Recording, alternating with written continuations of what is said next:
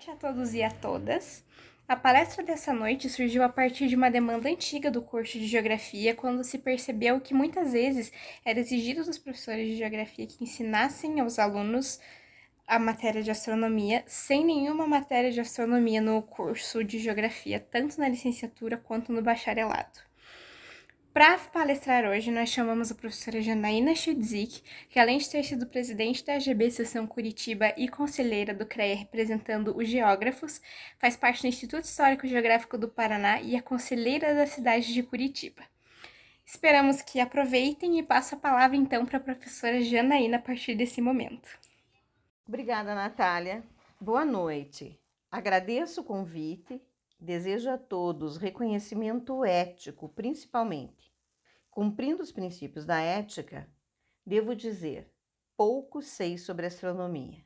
No entanto, sou uma de suas reminiscências enquanto graduanda de licenciatura em Geografia da década de 80. Interessante mesmo é observar o retorno do interesse dos geógrafos para esse campo do conhecimento. Para onde foi, ou onde está, e por quais caminhos andará a astronomia inerente aos geógrafos?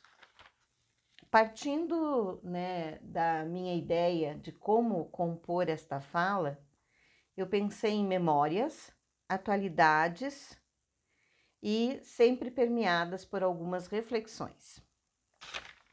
O público-alvo desta apresentação são os licenciados em Geografia. Agradeço aos demais interessados ligados neste momento. Por isso, vale algumas reminiscências pessoais. Não escolhi a Geografia por causa da astronomia, mas acredito que alguns colegas que, como eu, moravam no interior e cursaram faculdades em suas cidades ou cidades próximas, se aproximaram da Geografia pela via da astronomia. Para mim, criança, companheira de meu pai em suas viagens de pescarias, ele sempre me mostrava a lua, o céu estrelado, e assistimos juntos pela TV a chegada do homem à lua. No mais, meus conhecimentos enquanto estudantes dos primeiros anos iniciais eram basicamente forma da Terra, rotação, translação, nutação, marés e algumas constelações. Isso mudou? Lá se vão 40 anos. Já na geografia, tivemos uma introdução à ciência geográfica. E lá estava a astronomia histórica. Astronomia histórica. No período onde cursávamos cartografia, dividida em 1, 2, 3, 4 e 5 por semestres, com 4 aulas semanais, no último desses períodos estava contemplada a cosmografia, uma área da astronomia. Hoje, alguns dizem que este termo já está em desuso. Adiante podemos falar sobre isso e sobre esse desuso. Não consegui resgatar para esta apresentação os conteúdos estudados, culpa do coronavírus. Em outro momento, repassarei para o grupo Expedições Geográficas, se quiserem, para uma discussão mais profunda desse resgate histórico. Além do conteúdo teórico, tivemos aulas práticas com o instrumental oferecido pela faculdade. Lembrando que a licenciatura em Ciências também fazia uso desses instrumentos. Esse instrumental era composto por um telescópio profissional com poucos recursos e algumas lunetas. Após as 23 horas, nos dirigíamos ao campo de futebol e lá ficávamos saboreando as estrelas e a geada, garantia de céu limpo. A geografia, a cartografia e a cosmografia sempre andaram juntas. Como já vimos, era uma das áreas compreendidas pela cartografia e dentre as disciplinas cursadas na formação dos professores de geografia até meados da década de 80. Em uma realidade analógica, era um conhecimento de extrema utilidade, mesmo que introdutório. Segundo algumas definições, a cosmografia é a parte da astronomia que se preocupa com o estudo e descrição do universo. E atualmente, seria mesmo que astronomia descritiva? Cabe aí uma pergunta. Uma das atividades científicas que eu mais gosto é a navegação. Neste caso, entre as ciências, me apropriar de seus campos de conhecimento e aplicar de forma inovadora. Nossos colegas fazem isso com frequência. Nossa jornada nos leva a conhecer e aplicar os conhecimentos astronômicos necessários para a geografia.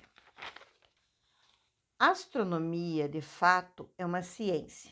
Tem objeto claro, tem campo de estudo, definições, conceitos e epistemologia aplicada a ela. Quando eu me preocupei, buscando referenciais para esta fala, eu pensei onde eu vou buscar a morada atual da astronomia. E a astronomia hoje, ela está no campo das ciências exatas e da Terra, na área de avaliação de astronomia física, isso informado pela CAPES, e ela é composta de todas essas áreas que estão mostradas no slide 4, com exceção da astroarqueologia, que eu deixei distante por conta de elas não compor as áreas de conhecimento que estão na CAPES. Talvez ela esteja inserida dentro de um desses campos do conhecimento da astronomia. As áreas que compõem a astronomia hoje, atualmente são astronomia de posição e mecânica celeste. É muito interessante esse campo para a navegação. Nós pensamos que algumas coisas se tornaram obsoletas, mas esse é o conhecimento básico, na verdade, contido dentro dos GPS. É também uma forma de você se locomover, um auxílio para a locomoção, ainda hoje. E o interessante é que nós, em 2009, no ano da França no Brasil, houve uma enorme exposição dedicada a Saint-Exupéry. Saint-Exupéry, como a maioria das pessoas sabe, ele foi também um piloto. E ele usava esse conhecimento para, além da navegação noturna, ele também mapear as costas dos lugares por onde ele estava. E foi muito interessante ver uma exposição riquíssima através desses métodos de posicionamento através da observação dos astros. A astronomia fundamental me parece que é, de fato, uma astronomia que se aproxima muito à geografia, porque descobri que a cosmografia que eu tive lá na década de 80, hoje se chama astronomia fundamental. E eu vejo que esse conteúdo está apropriado, foi apropriado pela física. Mas eu não tenho conhecimento suficiente para dizer para vocês se a física dá conta desse contexto histórico e da sua utilização pelas pessoas que diariamente se defrontam com isso. Então vejam, o GPS que está no nosso carro, na verdade, ele faz uma leitura de posição. E de posição junto com outra área que eu vou citar mais tarde aqui, é referente a como nos localizarmos no espaço. Depois disso, temos a astronomia dinâmica, astrofísica estelar, astrofísica do meio estelar, o meio interestelar, as nebulosas, a astrofísica extragaláctica, as galáxias, aglomerados de galáxias. Aí chegamos na cosmologia. A cosmologia é o estudo destes astros. É o estudo daquilo que nós temos, a cosmologia. E a cosmografia, inicialmente, fazia parte dessa área de conhecimento.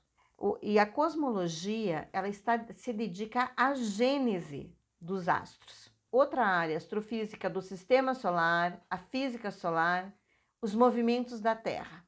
Nesse campo, também, atrelado à astronomia fundamental, é de interesse da geografia. Veja só, nós tínhamos 14 movimentos perfeitamente descritos na década de 80.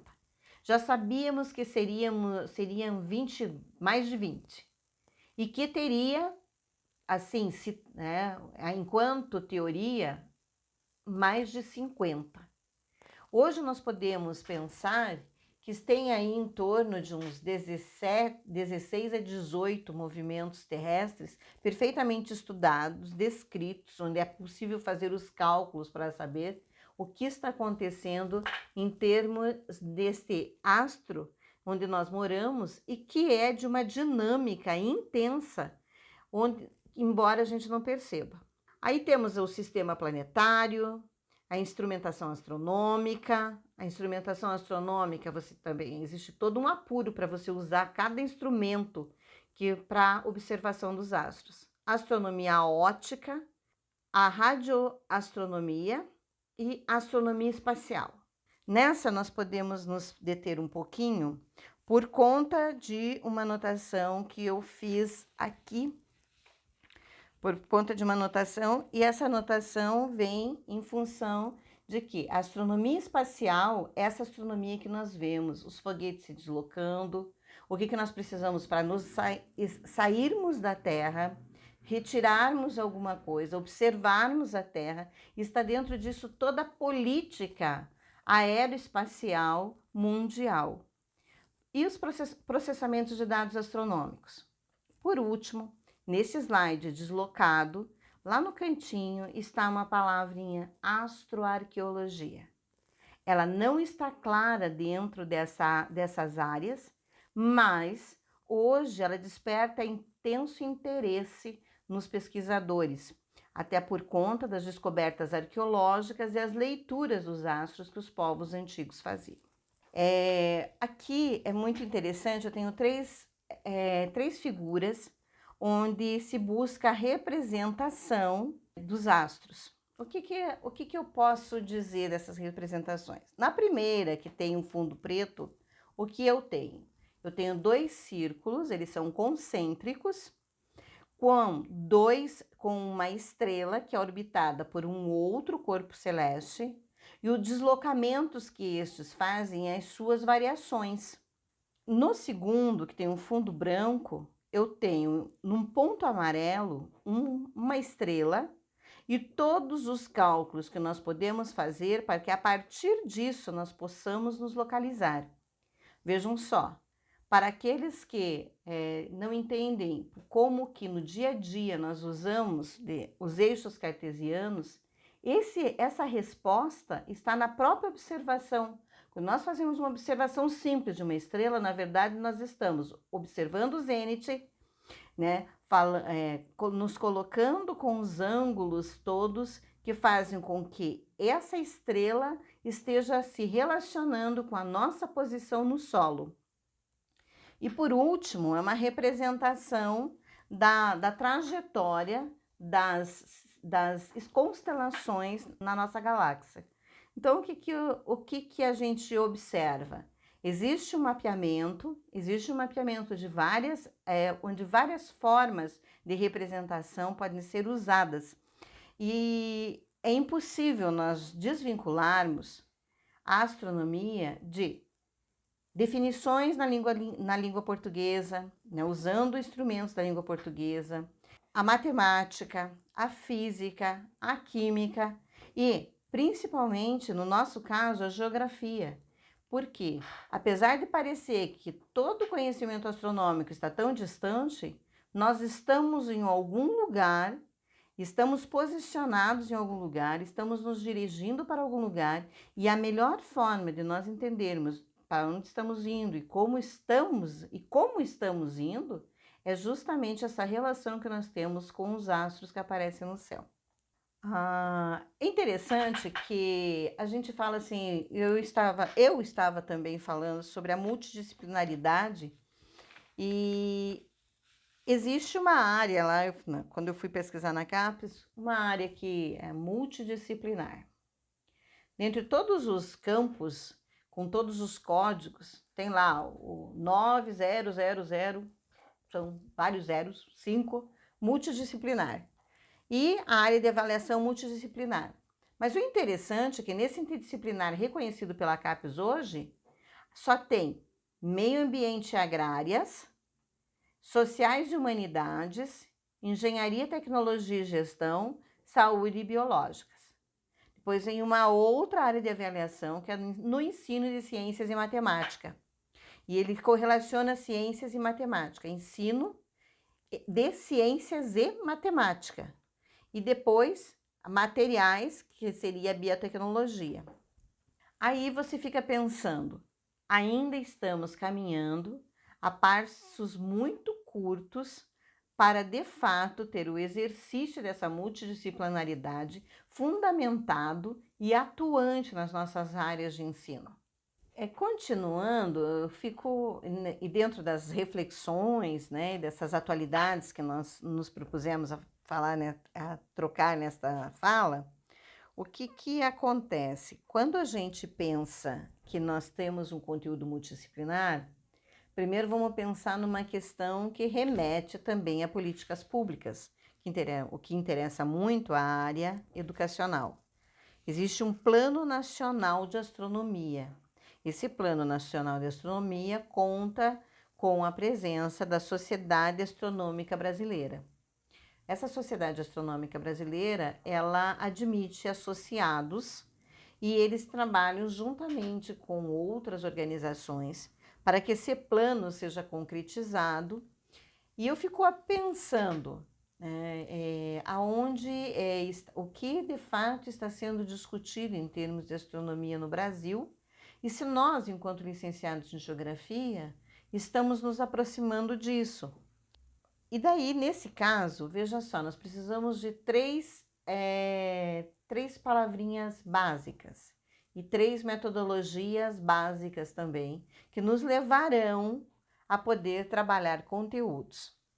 Agora, temos que nos ater ao que de fato elas são, porque às vezes elas adquirem nos textos que eu vejo publicado como se elas fossem sinônimos. Não, elas não são sinônimos, preste muita atenção.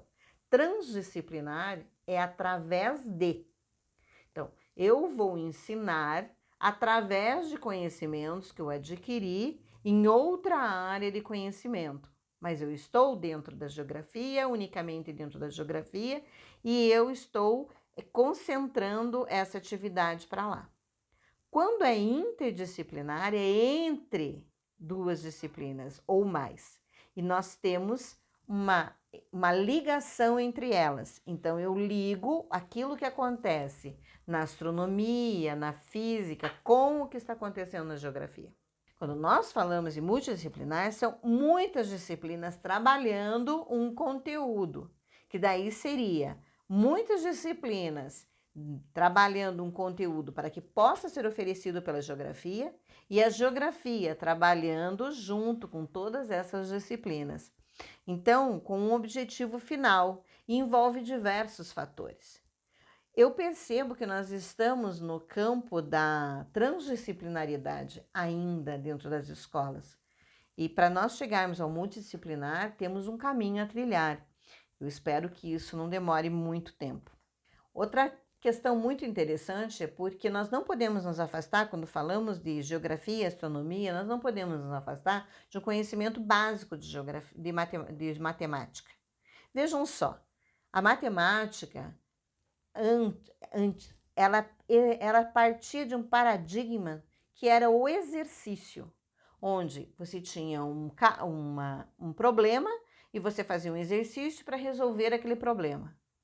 Hoje, a matemática, ela está em outra época, andando por outros caminhos e se utilizando de forma diferente do exercício dos cenários, landscape, uma palavra muito conhecida dos geógrafos, né?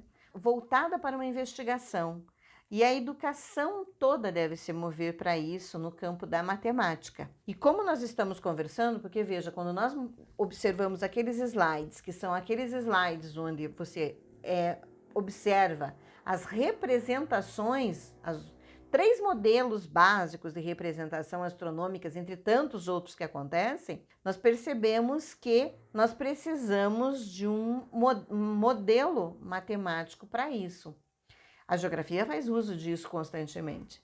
E eu, nessas andanças que eu fiz para construir essa fala, eu encontrei um pesquisador chamado Ole Escovismose, que trabalha com matemática crítica na Unesp do Rio Claro. E essa educação crítica, ela compreende questões políticas, sociais e psicológicas no processo de desenvolvimento do conhecimento. E existem outros movimentos na matemática.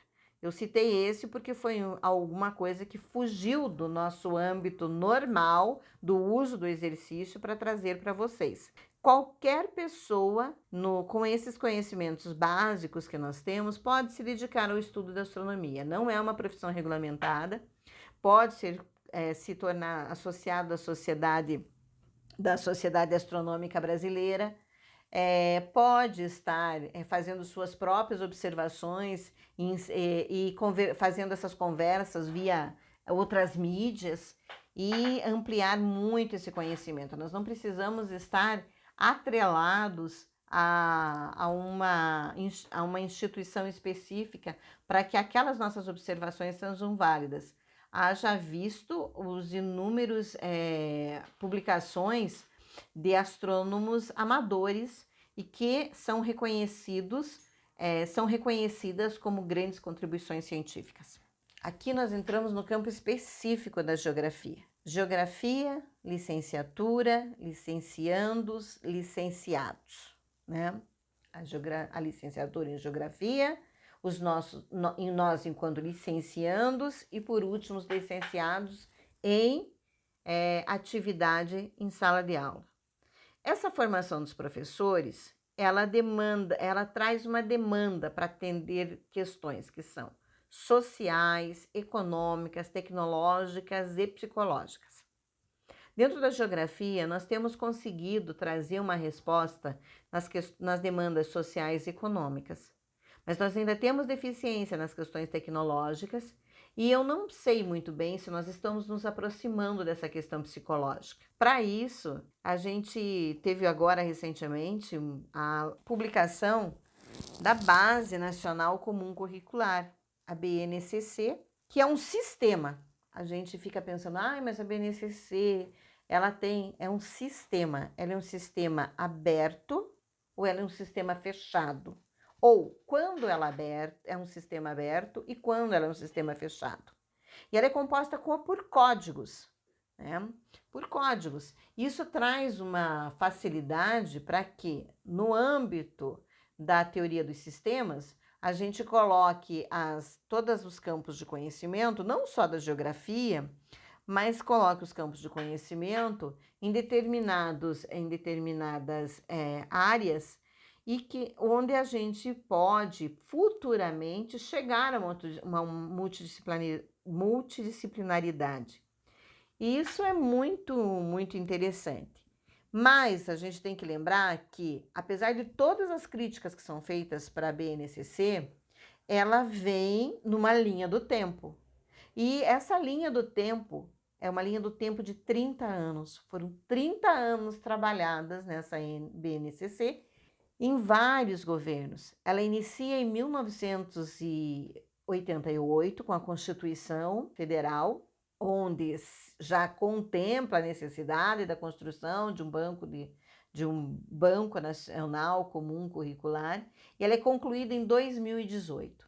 No site do MEC, nós temos essa linha do tempo. Vocês procuram BNCC e tem a linha do tempo para entender melhor como ela foi construída, para que a gente não estude também como que ao longo foram necessários 30 anos e nós ainda estamos ali. A BNCC estadual, que seriam daí as regionais, a partir da BNCC nacional, ela tem uma comissão e um referencial curricular do Paraná. Mas eu percebo que, apesar de todo o interesse que houve, de toda a movimentação que houve para a construção dessas duas bases, a nacional e daí a estadual, com as suas peculiaridades, porque não tem como deixar de ser assim, precisa para que seja de fato exercido essas atividades, né, apresentado para os nossos estudantes, existe toda uma preparação dos professores. E às vezes a gente tem que não ter vergonha de nos apropriarmos de conhecimento. O que nós fazemos? O que nós podemos fazer? Eu vejo assim, eu sempre, enquanto eu lecionava, eu sempre dava uma olhadinha no livro didático. Nós não temos o tempo para estarmos em sala de aula junto com outros professores para podermos acompanhar o seu trabalho. Então é muito importante que a gente dê uma passadinha pelo livro didático das outras disciplinas. Em que pé isso está? Porque como que nós vamos trabalhar se nós não sabemos o que é que os outros colegas estão fazendo? Então eu percebia que esse ano o pessoal vai trabalhar mais uma questão de gramática. Esse ano, então eu posso ir até ali. Passado dali, eu não consigo continuar o conteúdo, porque as outras disciplinas que deveriam me dar respaldo e que eu vou precisar delas para me apropriar desse conhecimento, para o exercício da minha atividade em sala de aula, os meus alunos não vão atingir, não têm condição de atingir aquilo. Então, outra questão muito interessante que eu coloquei aqui com letra em caixa alta, a instrumentalização nas escolas. Claro, o professor é importante, o livro didático é importante, o conteúdo é importante, seguir aquelas regras todas que são até são mesmo legislação, mas a instrumentalização, quais são os instrumentos que eu disponho para eu ensinar astronomia? Quais são? Quais são? Eu tenho, de fato, programas que trabalham com isso. Eu tenho algum instrumento que eu possa fazer uma observação, no céu. Se não tiver, é muito difícil você trabalhar algumas coisas porque vai ficar no campo. E eu fico muito preocupada. Se nós ficarmos só na rotação, se nós ficarmos na translação, na nutação, às vezes eu fico pensando que nós não saímos do século XVI. Com tantas coisas que estão entrando dentro da casa dos nossos alunos, seja pelo celular, seja pela televisão, seja pelo qual for o canal de comunicação que se use, mas nós não podemos pensar que hoje a astronomia se resume a meia página de 3 definições básicas nesse sentido. E com isso vem aquela dificuldade referente ao planejamento anual interdisciplinar. Será?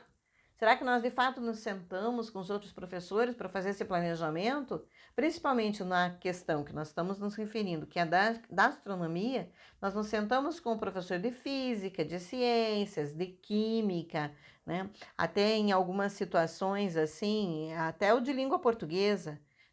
A gente pensa, mas língua portuguesa por quê? Porque as definições, os neologismos, as palavras que são usadas, às vezes de forma errônea para descrever alguma coisa, ela deve sempre ser amparada por conhecimento de língua portuguesa. Mas nesse caso do planejamento anual, nós temos, veja só, aonde nós vamos colocar um conhecimento da astronomia e quanto tempo nós temos disponível para eles. Número de aulas semanais de geografia, o tempo para exercer as atividades. Essas atividades são atividades em sala de aula, atividades para se fazer em casa, fora da sala de aula, outras atividades que são extracurriculares, como no caso, dando um exemplo, nós, enquanto estudantes de geografia, na década de 80, nossas aulas terminavam às 23 horas e nós ficávamos até a madrugada observando o céu. E isso, para que a gente pudesse perceber melhor o que aquilo significava enquanto aprendizagem da cosmografia na época. Lembrando que na educação infantil, se vocês observarem a BNCC, ela tem uma estrutura. A educação infantil, ela tem uma estrutura totalmente diferente do ensino fundamental e médio. Muito diferente. A estrutura que compõe, a forma com que foi pensada, a proposta que foi levada para essa BNCC, a partir do momento que o estudante entra no ensino fundamental, é uma verdadeira ruptura. Então, temos que pensar muito nisso. Lembrando que na educação infantil, a pedagogia se apropria da geografia por ser uma área de conhecimento básico, né, onde mostra todas essas relações com o mundo, e neste caso que nós estamos falando, com o universo, e ela não é da nossa competência. Nós só servimos como suporte para que essa pedagogia ofereça um conteúdo para aquele grupo de crianças que estão nos seus primeiros anos de escola. Já no ensino fundamental, se nós pensarmos que no primeiro ciclo, a geografia também, ela ainda continua atrelada à pedagogia. E a pedagogia continua se apropriando do conhecimento da geografia. Não estou discutindo, por favor, eu acho que as coisas estão postas assim e nós, de fato, a nossa licenciatura, ela se propõe, a formação da nossa licenciatura, ela se propõe a estar atendendo aos estudantes a partir do segundo ciclo do ensino fundamental e não nos ciclos anteriores. Aí sim, nós estamos aí dentro da nossa praia, né? Estamos oferecendo o conhecimento que nós temos condições de oferecer a partir de todo um preparo didático-pedagógico de legislação, onde a gente pode dar conta desse conteúdo. No ensino médio, nós enfrentamos um outro problema. Continuamos daí estamos na nossa praia, mas nós temos uma dinâmica muito diferente e temos que oferecer conteúdos muito diferentes, porque a turma do ensino médio está em total ebulição.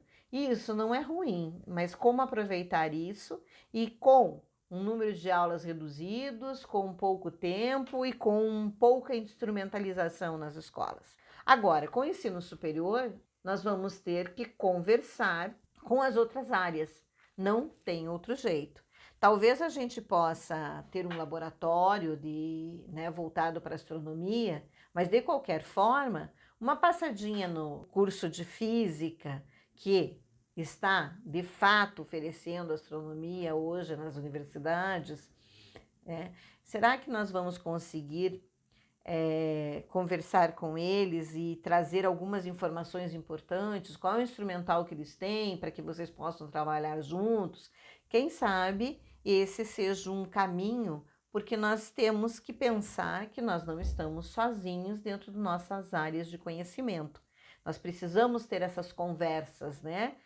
Trans, inter e multidisciplinar. Interessante, né? Voltando à questão da astronomia fundamental, este seria meu rumo.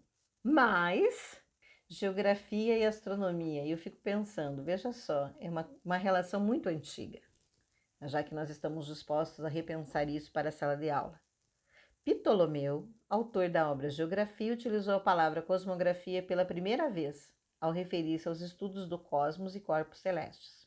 No Reino de Portugal havia o cargo de cosmógrafo-mor. E astronomia e cartografia, é que nós sempre nos apropriamos da cartografia a partir de uma produção do espaço mesmo, que é inerente ao estudo dos geógrafos. A cartografia como atividade já aparece nas descobertas pré-históricas, antes mesmo da invenção da escrita. Como vocábulo, cartografia foi criado pelo historiador português Visconde de Santarém em carta de 8 de dezembro de 1839, escrita em Paris e dirigida ao historiador brasileiro Adolfo de Varhagen. Antes da consagração deste termo, o vocábulo usado era cosmografia. Aí eu fico pensando, né? A gente fica... Será que, de fato, nós temos que nos distanciar? Essa distância foi benéfica para a geografia? Essa ausência, né? Essa questão que nós falávamos, como nós falamos, é tão básico, né? Rotação, translação, notação. E é tão antigo, essas relações, geografia, astronomia, cartografia, astronomia, geografia. Voltando a citar Saint-Exupéry, porque eu me encantei de fato com a exposição sobre ele, as leituras que ele fazia, né, das estrelas, para ele saber onde estava, o mapeamento que foi toda a costa brasileira mapeada a partir dos pontos que ele visitava, só podem nos deixar encantados. Por quê? Porque nós podemos saber que a questão de espaço e tempo e essa interdisciplinaridade da geografia, ela é muito rica. Então, vamos lançar mão dela e fazer com que, de fato, ela seja uma atividade agradável, interessante, embora com todas as dificuldades que nós já percebemos atrás, né, nos slides anteriores. Agora, quando nós falamos disso, a geografia tem uma relação com o território e o território a sua relação com a astronomia de posição. Você veja só, nos campos onde nós estamos lá trabalhando a questão da astronomia espacial, nós temos que nos referirmos aos satélites de posição, né, as nossas dois grandes sistemas, que é o GPS e o GLONASS. E o que acontece? Todos eles fazem leituras astronômicas. Eles são pontos astronômicos, eles estão num determinado lugar do céu e são pontos astronômicos. E designa por ponto astronômico fundamental o ponto de um datum local, onde é efetuada a coincidência entre as coordenadas astronômicas e as geodésicas. E tem vários métodos de determinação astronômica. O meu método preferido é o de Sterneck. Quando eu preciso dele, é o de Sterneck. Esse método basicamente consiste em observar duas estrelas em suas passagens pelo meridiano, sendo uma ao norte e outra ao sul do zênite. Nessas passagens, mede-se o ângulo zenital da estrela. Este conceito também pode ser aplicado a grupos de estrelas. Cartometria, para quê? Para produzirmos cartas para que possamos trabalhar a cartometria, que trata das medições efetuadas sobre os mapas. Medição de ângulo, direções, distâncias, áreas. Vocês vejam, não tem como nós distanciarmos dessa produção da representação do território. E esse território, claro, embora eu acho muito válido a cartografia social, a cartografia a representação, a cartografia onde as pessoas vão construindo seus mapas mentais e fazendo... Mas tem um determinado momento em que a gente precisa dessa cartografia. E nessa cartografia, aqui a gente pensa, veja só, até a década de 90, hoje já está dentro da estação total e dentro dos GPS, nós já temos isso inserido, nós já temos o ponto astronômico lido, ele faz a leitura do ponto astronômico. Nós não estamos distantes dele, nós só não sabemos que ele está lá. E ao mesmo tempo, ele nós estamos usando esse conhecimento e ele está ficando como se fosse assim, não, mas ele não existe, não, nós só sabemos para onde vamos e onde estamos porque essa leitura de posição foi feita. Os instrumentos, para as escolas, na verdade, os instrumentos básicos para observação e estudos astronômicos são alguns que estão no mercado disponível para compra. São binóculos astronômicos, binóculos com zooms, lunetas, oculares, telescópios, né? São os acessórios, que são acessórios para ser como os tripés, os monóculos e skywatch. São para um observador amador, mas com maior apuro, maior conhecimento. Em compensação, nós temos outros assim que estão ali na nossa frente e que nós não olhamos como se fossem instrumentos de estudo astronômico. O globo, a esfera armilar, o planetário, o sextante, um cronômetro, o GPS, esse mesmo de mão que nós estamos falando, é o GPS, não o GPS técnico a princípio, uma estação total, um teodolito, uma bússola, o calendário e o relógio. Então, aqui também em caixa alta. São instrumentos de observação astronômica. Eles só existem a partir de dados astronômicos. Podem ser comprados, né, por valores assim que... Né, aqui, quando nós falamos de lunetas, telescópios, binóculos, um binóculo para observação das estrelas, ele custa, os mais simples custam em torno de R$250. Enquanto que os telescópios, mesmo que amadores, os mais sofisticados, chegam a R$40 mil. É mais ou menos isso que acontece. E quando nós falamos desses instrumentos mais comuns, de mais fácil manuseio, nós podemos construí-los junto com os nossos alunos, como é o caso da esfera armilar, do planetário, do sextante, né? Do calendário. São tantos calendários, existem vários calendários. A gente pode usar inúmeros calendários para observar qual foi a estrela que serviu de base para aquele calendário e os relógios. E eu quero alertar uma questão interessante sobre os relógios. O tempo, ele é, antes de mais nada, um royalty. Ele tem hoje, o tempo ele tem um preço. E qual é o valor do tempo? E quem controla esse valor?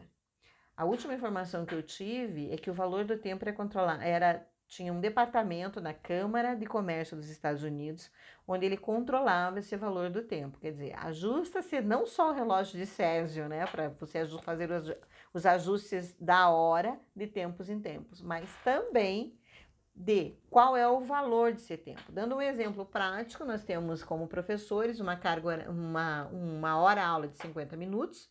Essa hora-aula tem um valor.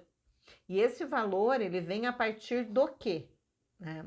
Então, quando a gente pensa no relógio, não é também só basicamente para você saber a posição do Sol, mas a relação econômica que existe com essa hora que o relógio mostra e as atividades que acontecem no nosso planeta. Aqui eu tenho um exemplo do planetário. Quando a gente fala em planetário, a gente pensa imediatamente naquele edifício onde você tem uma estrutura de auditório, você conseguem apresentar algumas questões que são voltadas para a astronomia, mas nesse caso, o planetário é um objeto tridimensional, onde ele representa os astros. Atenção! Não dá para construir com os nossos alunos um planetário de uma forma descuidada. Nós temos que pensar que existe uma relação de tamanho, de escala, né? De escala entre os planetas e a sua distância. Então, quando a gente vai fazer um trabalho do planetário, antes deve-se estudar muito bem essas questões. Para tranquilizar quem está assistindo, existem lojas que ao vender, eles já vendem kits com as esferas de isopor que são proporcionais ao tamanho do planeta. Então já fica mais fácil. E para pintar os planetas, nos últimos agora, em tempos de coronavírus, a Faber-Castell disponibilizou gratuitamente um curso que ensina a desenhar o seu planeta. Desenhe o seu planeta. E ela ensina como que você faz para representar esse planeta à mão livre. Foi muito interessante. Eu achei muito rico essa proposta da Faber-Castell e alguns dos colegas para quem eu enviei, eles procuraram e o retorno foi que foi bastante interessante. Podemos pensar numa oficina construindo alguns desses instrumentos que são melhor conhecidos. Referências e sites. Normalmente numa fala, a gente não descreve quais são as referências, os sites onde foram buscar, se foi buscar as informações. Mas eu prefiro falar sobre isso porque faz parte da nossa pesquisa científica, né? Da busca por informações que nos tragam de fato respaldo. Eu não tenho nenhuma vergonha de dizer que a primeira coisa que nós vamos buscar, e os nossos alunos também, é a Wikipedia. Vai lá na Wikipedia, tem um resumo. Se depois a gente busca outras informações que complementam ou que tem outras características mais profundas, aí é uma outra situação. Mas a Wikipedia é o caminho. Aí eu tenho aqui o nosso amigo Seuro de Oliveira. Gente, até a década de 90, o Seuro era a nossa tábua de salvação. Seuro de Oliveira, dicionário cartográfico do IBGE, começou a ser publicado na década de 80. A última publicação foi em 1993, mas continua atual porque as definições estão todas lá.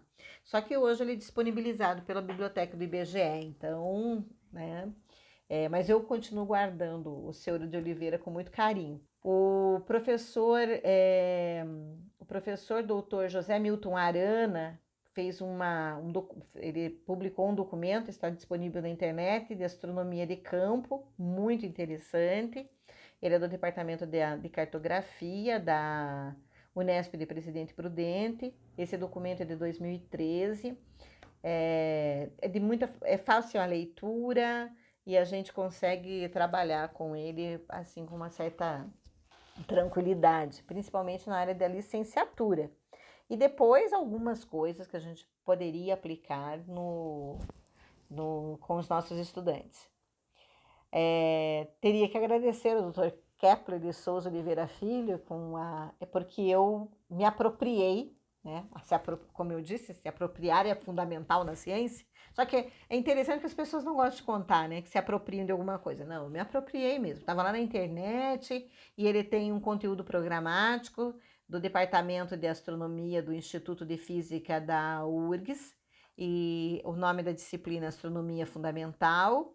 E foi de bastante interessante para mim observar que aquilo que eu tinha tido na cosmografia, de repente está sendo oferecido de forma atualizada pelo professor Kepler, e foi a facilidade que eu encontrei.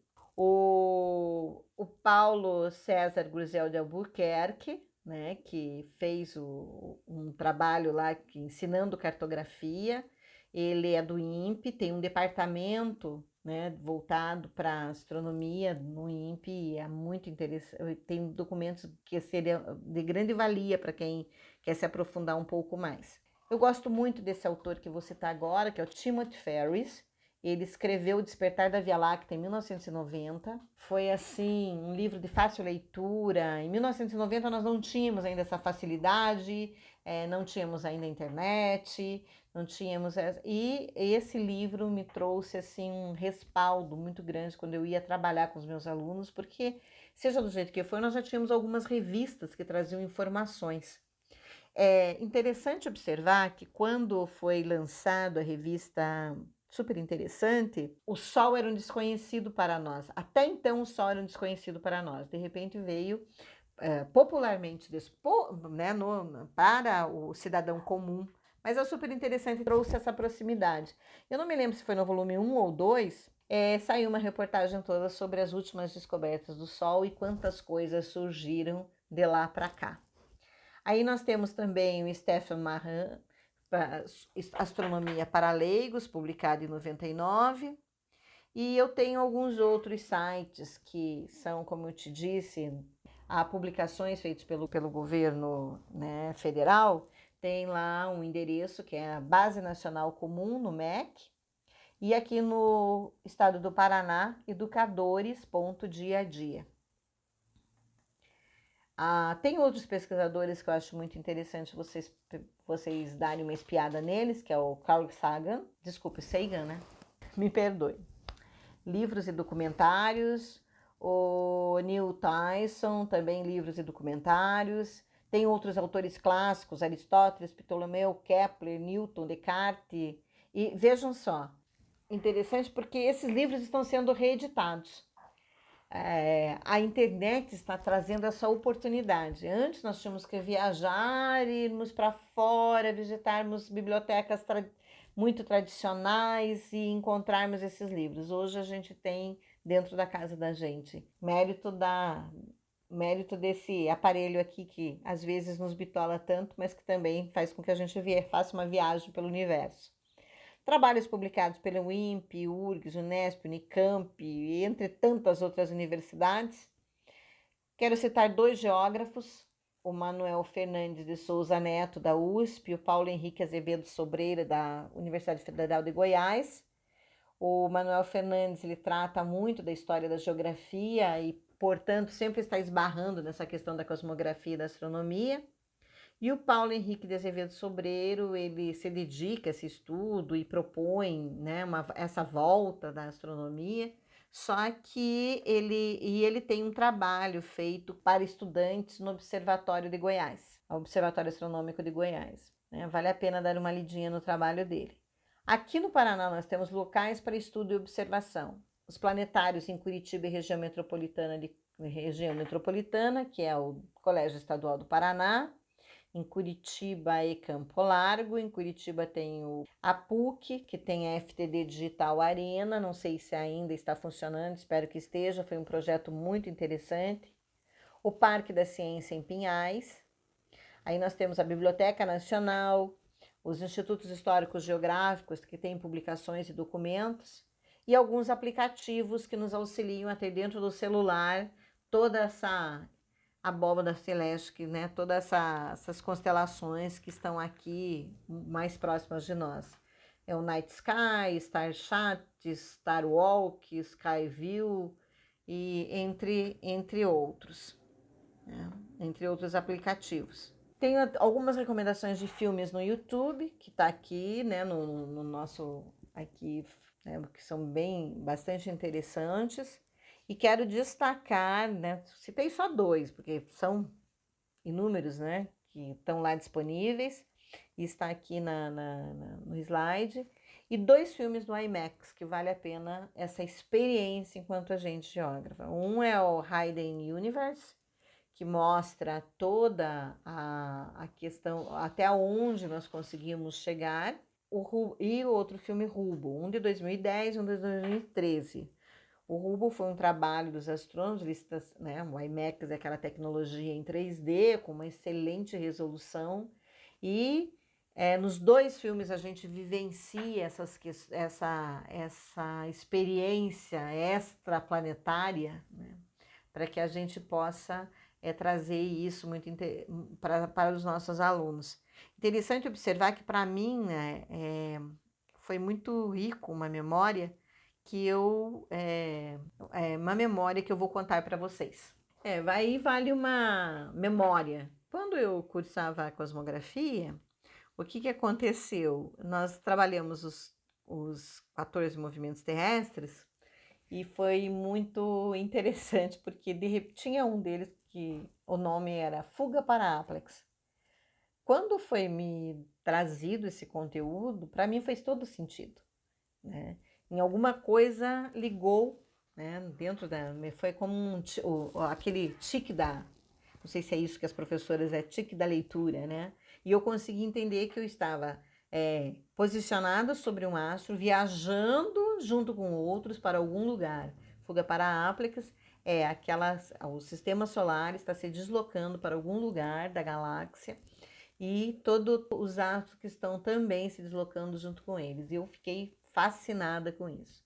Quando eu assisti Hidden Universe, o que aconteceu?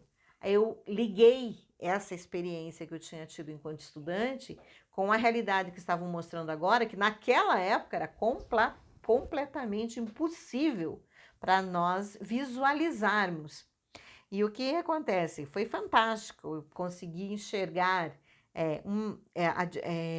transitar entre galáxias, me aproximar de estrelas, estar observando um berçário de estrelas. Então, é um filme que, de fato, quem está se dedicando à astronomia e que, se puder, está disponível em várias, né, está disponível, acredito, pode estar disponível até na internet, mas o ideal é assistir em 3D de alta resolução, porque você vivencie a observação, estar ali próximo de um berçário de estrelas.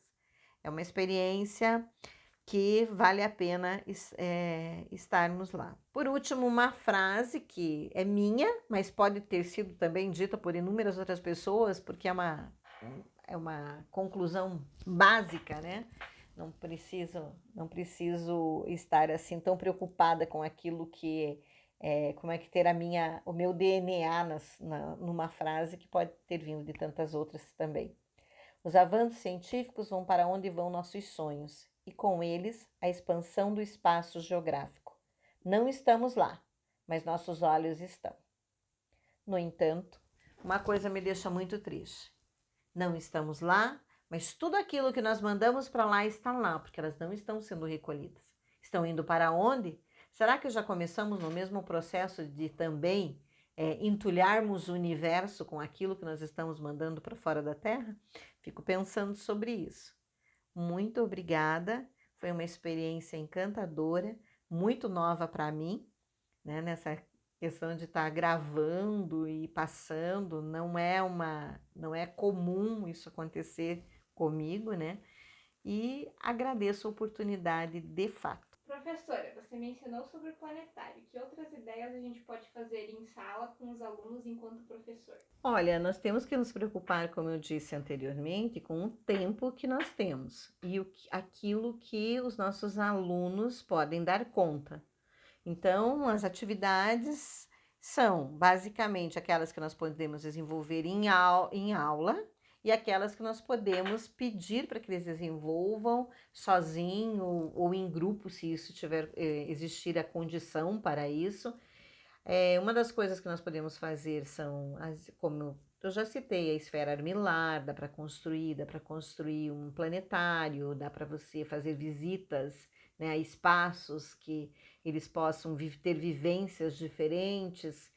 E assim, é interessante porque mesmo uma luneta, ela traz uma resposta, né, uma resposta que é muito, abre, né? Abre espaço para mais discussões, para despertar a vontade de continuar essa observação. Tem tantos adolescentes hoje que fazem observações astronômicas importantes. Então, às vezes, eu sei que o material é sempre dispendioso, mas se vocês tiverem um mínimo de material dentro da sala de aula, outra coisa interessante é que essas coisas sejam adquiridas e usadas, já que você vai usar em um ou dois dias, que seja usado por mais escolas. Acredito que nas escolas privadas é mais fácil você ter a provisão desse custo, mas enquanto que nas escolas públicas talvez pudessem ser usadas para compartilhamento. Eu acho que é interessante, né, fazer uma aula noturna, uma noite do soninho e de repente as crianças ficam lá observando uma estrela, né? Isso assim sempre muito motivador. Mais sites relacionados ao tema voltados para a área da educação? Eu encontrei muitos sites, não achei que fosse conveniente, mas olha, quando vocês, a busca sempre deve ser por palavras-chave. Olha, veja só, eu coloquei ali as áreas de conhecimento, então, quando vocês forem buscar, peguem aquela área de conhecimento e comecem a explorar aquilo, né? Outra coisa, depois que vocês entrarem nessas áreas de conhecimento da astronomia, com as palavras-chave que aparecem nos primeiros documentos que vocês encontram, vocês já conseguem abrir mais. Então, eu estou falando isso de acessos básicos, Google básico, né? Coisas assim. E esses livros também, de repente, esses livros antigos que a gente tem e que mostram, né? Como é que se faz uma triangulação, como é que faz isso, né? A gente sempre consegue. Não esquecendo nunca que nós temos sempre que saber em que pé está o conhecimento vindo de outras áreas, vindos da física, vindos da química e principalmente da matemática, né? Nessa hora, a matemática ela nos ajuda. Então, não precisamos de forma nenhuma ter medo dela, ela nos auxilia, assim como ela nos auxilia a ensinar uma escala para os nossos alunos, ela nos auxilia também a explicar esse mundo em que nós vivemos, né? Quais os possíveis motivos do porquê a astronomia foi deixada de lado no curso de geografia? De tempos em tempos, as áreas entram e saem dos currículos, isso é uma coisa normal. Existem aquelas áreas em que a gente sabe, é nossa área, como é o caso, geografia física, geografia humana. Dentro da geografia física, quais são as nossas áreas de conhecimento? Dentro da geografia humana, quais são as nossas áreas de conhecimento? Então, só que em algum momento parece que a ciência uma ciência que vem de fora para dentro e ela tem essa autonomia como é a astronomia, parece que ela fica andando em círculos. Ah, pois é, então não mudou. Só que nesse caso agora, O que está acontecendo? As ciências estão tendo uma ebulição, todas elas. E é muita informação, muita coisa acontecendo e muitas coisas voltando para o currículo, sendo necessárias a geografia retomar para isso.